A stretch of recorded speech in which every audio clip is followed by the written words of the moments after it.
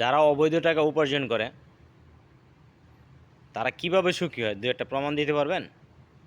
অবৈধ টাকার যারা উপার্জন করে, ফ্যামিলিতে কেউ না কেউ অসুস্থ থাকে, কেউ না কেউ একটা মামলায় জড়িত হয়ে যায়, কেউ না কেউ এক জায়গায় টাকা ইনভেস্ট করছে, সে টাকাটা অকেজোভাবে চলে গেছে।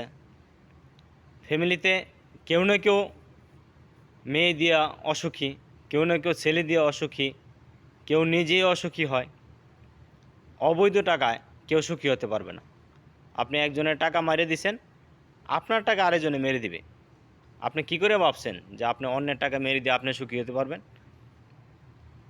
আপনি টাকা এনে তো বেশি কিছু করতে পারবেন না।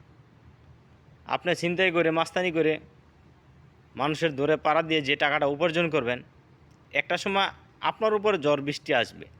সেই ঝড় বৃষ্টিতে আপনি ঝরে যাবেন। কিন্তু কখন ঝরবে? মানুষকে অন্যায় অত্যাচার করে, সময় পার করে, অসময়ে গিয়ে আপনি বুঝবেন। যে সময় বুঝলো যে পাপ উপার্জন করছেন, সে পাপের প্রায়শ্চিত্তে কোনো মাফ নাই। পাপের প্রায়শ্চিত্তে ঠিকই ভোগ করতে হবে। মানুষের ক্ষতি করা, মানুষের হক নষ্ট করা, এগুলো বন্ধ করে দেন, সুখী হতে পারবেন। একটু ধার্মিক চিন্তা করেন, একটু নিরিবিলি চলার চেষ্টা করেন, একটু ফ্রিভাবে থাকার চেষ্টা করেন, নিরাপদ থাকবেন।